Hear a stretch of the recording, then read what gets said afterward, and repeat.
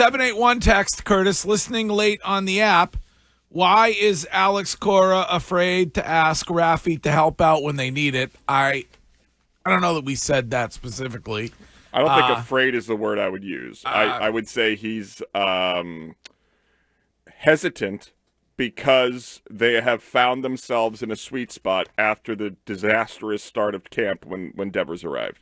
I understand him being cautious about it. I mean, the beginning of the season was not great for the relationship between he and Rafi Devers, I'm sure, because it did seem like there was going to be some type of competition between the two, between Devers and Bregman, and I'm sure Devers was told that, and then there really wasn't a competition at all. Okay, so now Alex Cora is supposed to be afraid of Rafael Devers and of asking him, hey, do you mind playing first for a little while? I don't think he's afraid. I agree with Curtis. I think it's more like they found something good. Well, he's tiptoeing around it. Devers, he probably talked to Devers, and Devers is probably like, you know what? Greg, just because you can't tiptoe doesn't mean you should rip others. Devers probably feels like I feel comfortable at the DH right now. I understand that. Right. But there are situations at all times in life where you are asked to do other things to help.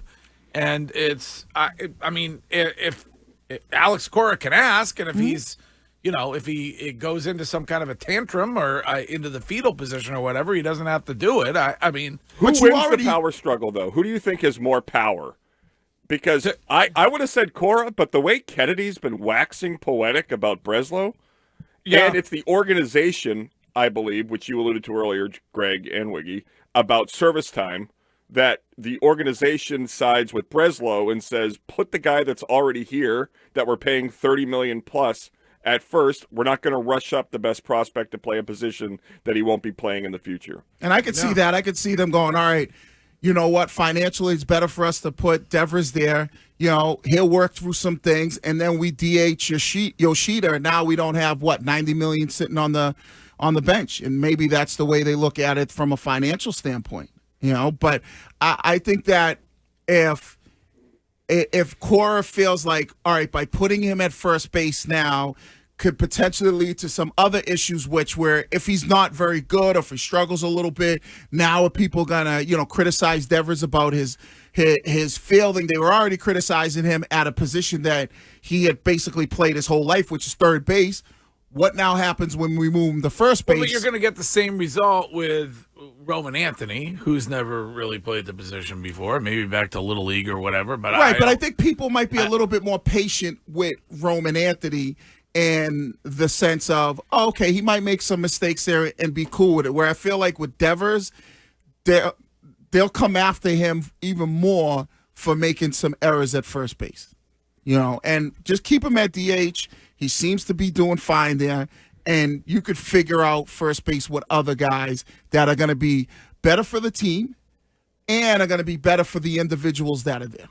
We know that baseball is a mind game for these players, so why potentially throw Devers back out there to the Wolves to get criticized, and then maybe it affects his performance at the plate? Yeah, I don't know. If, Curtis, Curtis is out one day and we ask you to fill in on the weather, would that affect your stellar performance the rest of the show? No, not me, but I'm different. I'm built different than Devers. I welcome the challenge.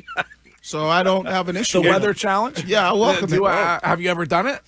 You've never played the weather position on this show? Never on this show, but I've done the... Oh, did you do it at Jammin'? I've done... Or whatever. What was the station you were on? Hot 96.9. Oh, did you do the weather? Curtis, I don't think we knew this. I don't think I did the weather, but I did the... Celebrity birthdays? No, I did the sports... horoscopes? Trending. Second date update?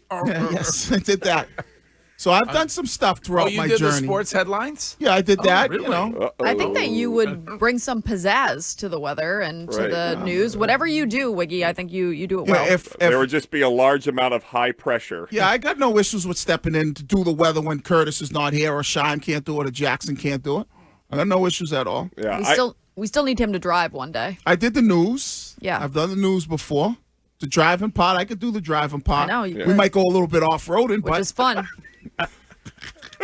How's your clock management That skills? might be an issue. Okay. But then again, you know, like, hey, listen, Ken, it's not about the clock. It's about the content. I have a question, Learned Greg. that in Radio 101. Yes, Given Greg. that it's Cinco de Mayo, Yes. I have nachos on the brain. We already know the worst nachos. We don't have to go down that road. Yeah. Best, if you could only go to one place within the vicinity of this radio station for nachos, where would it be? Number 1. Loco. I had my place, but they closed it down. Loco has the best nachos. What would you say makes them the best? Because it's either the meat, if you could do steak, you could do chicken. I always do chicken on it, but it's layered perfectly. It's not just all the toppings on top. It's like you've got cheese and toppings within. The best one is Guy Fieri's place.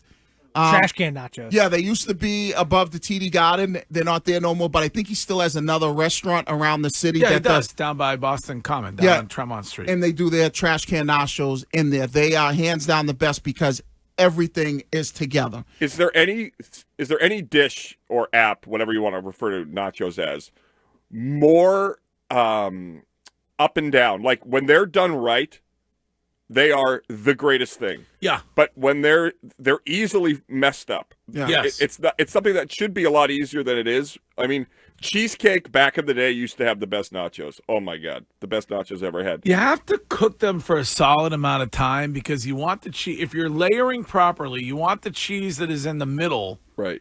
to be as well done as the cheese that's on the top. So Yeah. you have to cook. Oftentimes they're undercooked nachos, Right. I feel like. I would say this to Curtis's point. I would say that most places, 80%, 85% of the places do them wrong. It's very hard to find a place that does good nachos because most places don't layer them. So once you get past the kind of the top, all the bottom usually is stuck to the wasted paper. chips. It's Yeah, just it's stuck chips. to the paper, and there's no there's really no cheese, there's no meat, there's none of all the other things that come with it. So I would say that the majority of places don't do them well. And It's other than harder to Shime- find the good ones. Other than Shime, do you know of a single person that has taken nachos to go? No. Because you Couldn't can't finish them, took them home. What do you want? really heat them up. Yeah, you can. If you were going to get Mexican today, because it's Cinco de Mayo, what are entree-wise? We talked about fajitas earlier. Yeah. Does anybody like empanadas? Love empanadas. No.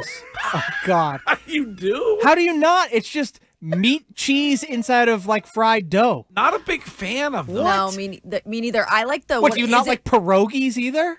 I like enchiladas. That's my go. Enchiladas are good. A little mole sauce on that Yeah, puppy. the Boom. mole sauce. Is it the birria taco? The birria. Birria taco. Those are good. They have like a good meat in the cheese, and it's almost like the cheese connects the top of the taco together, if that makes sense. Huh. It Like binds it. Yes, it binds it. That's a great way to put it. Bind is a good word. So Yeah. it almost makes it like a taco beef patty. Yes, kind of. It's really good. I can never get past the fajita, so I don't really have much knowledge, unless it's a quesadilla. I like it, but I'm always a I like the fajita. taco hit. salad too. I don't get the taco salad thing. Just have a taco. Right. Right.